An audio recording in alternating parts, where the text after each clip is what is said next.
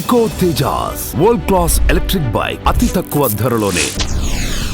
ఇవాళ కిమ్స్ ఆసుపత్రిలో చికిత్స పొందుతున్నటువంటి శ్రీతేజ్ అనేటువంటి అబ్బాయి ఎవరైతే ఉన్నారో, సినిమా చూడడానికి వెళ్ళి తొక్కిసలాటలో గాయపడ్డటువంటి శ్రీతేజ్ అనేటువంటి అబ్బాయిని పరామర్శించడానికి రావడం జరిగింది. అయితే లోపలికి వెళ్ళిన తర్వాత అబ్బాయి పరిస్థితి చూస్తే, డాక్టర్లను నేను చాలాసేపు ప్రశ్నించడం జరిగింది. మీరు ఒక డేట్ ఏమైనా చెప్పగలుగుతారా రికవరీ కంటే? మేము చెప్పలేం సార్, ఇది ఏడాది పట్టొచ్చు, 4 ఏళ్ళు పట్టొచ్చు, ఎన్ని రోజులైనా పట్టొచ్చు అని చెప్పి వాళ్ళు చెప్తా ఉన్నారు.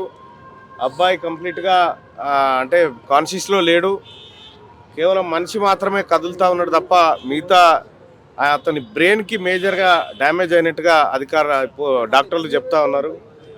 అబ్బాయి త్వరగా కోలుకోవాలని మనమంతా అనుకున్నప్పటికీ ఇక్కడ పరిస్థితులు చూస్తూ ఉంటే అందుకు భిన్నంగా కనిపిస్తూ ఉన్నాయి. తొక్కిసలాటలో అబ్బాయి తలపైన బలమైనటువంటి ఒత్తిడి జరిగినట్టుంది. దానివల్ల బ్రెయిన్కి ఆక్సిజన్ అందక బ్రెయిన్ చాలాసేపు డిస్టర్బ్ అయింది. మళ్ళీ రికవరీ కావడానికి అంత ఈజీగా కావడం లేదు. ఏదేమైనప్పటికీ కూడా ఆ అబ్బాయి పరిస్థితి మాత్రం అగమ్య గోచరంగానే ఉంది. పుష్ప 2 సినిమా చేయంగా వీళ్ళ కుటుంబం అంతా చిన్నాభిన్నం అయిపోయింది.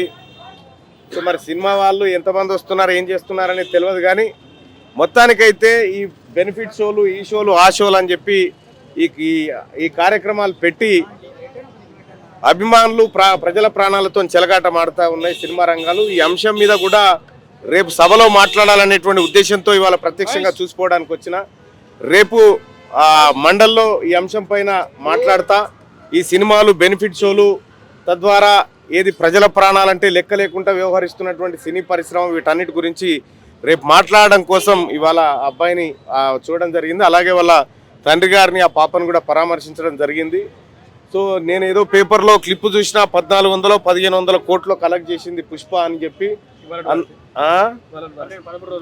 అందులో ఒక 10% అన్న ఈ అబ్బాయి కుటుంబానికి ఇవ్వాలి వాళ్ళు వచ్చిన లాభాలలో అని చెప్పి చెప్తాను. దాంతో వాళ్ళ కుటుంబాన్ని ఏం బాగు చేయలేం, కానీ ఇంకోసారి ఇటువంటివి చేయకుండా ఉంటారు. మొత్తం తెలంగాణ రాష్ట్రంలో సినిమాలు ఎవరైతే తీస్తూ ఉన్నారో వాళ్ళందరికీ కూడా ఈ బెనిఫిట్ షో, ఈ జరిగిన ఘటన తర్వాత కూడా మేల్కోకుండా అదో అల్లు అర్జున్కి ఏదో అయిపోయింది అన్నట్టుగా పరామర్శకు రావాల్సిన అబ్బాయి తానికైతే అల్లు అర్జున్ దగ్గరికి పోయారు.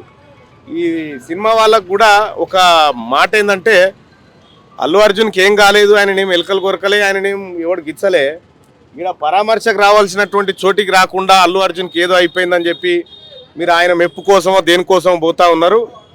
పోతే బొర్రి, కానీ పైపెచ్చు అల్లు అర్జున్ అరెస్ట్ తర్వాత ఇదేదో కాంగ్రెస్ పార్టీ రాష్ట్ర ముఖ్యమంత్రి చేయించిన అనేటువంటి తిక్కల మాటలు మాట్లాడుతూ ఉన్నారు. అవి బంద్ చేసుకోరు జరా. సినిమా మందం ఉంటే మాకేం ఇబ్బంది లేదు, ప్రభుత్వాన్ని అస్థిరపరచాలి, ప్రభుత్వాన్ని బంధనం చేయాలనేటువంటి కార్యక్రమాలు చేస్తే మేము సినిమాని కూడా ఏం చూడం. మేముగా పొలిటీషియన్లు కూడా అల్లు అర్జున్ అరెస్ట్ తర్వాతనే ఇక్కడికి వస్తున్నారు. గతంలో పొలిటీషియన్లు ఎవరు రాలేదు, అరెస్ట్ తర్వాతనే ఇక్కడికి వచ్చి చూస్తున్నారు. ఇప్పుడు first of all me media ఈ అబ్బాయి దగ్గరికి ఎందుకు రాలే? మీరంతా అల్లు అర్జున్ చుట్టూ ఎందుకు తిరిగి? మీరంతా ఏడొచ్చారు? అల్లు అర్జున్ యాడున్నాడు, యాడ అరెస్ట్ అయ్యిండు, యాడున్నాడు, ఏం కథ, చిక్కడపల్లి అనేది ఎందుకు పోయారు? మీరు మీడియాలో అల్లు అర్జున్కున్న వాల్యూ ఈ అబ్బాయికి మీడియా కూడా ఇవ్వలే. అందుకోసమే మీడియా కూడా ఏది న్యాయం, ఏది అధర్మం అనేది ఆలోచన చేయాలి. అల్లు అర్జున్కు ఉన్నటువంటి ఆయన ఏం కాలేని అట్లా తీసుకొని పోతే పాయ అని యాప చెట్ల సందులకి నొగాయన, బిల్డింగ్ మీదకి నొగాయన, ఈ సూది గుచ్చిరా నొగాయన, ఇక వేసుకపోతారా నొగాయన.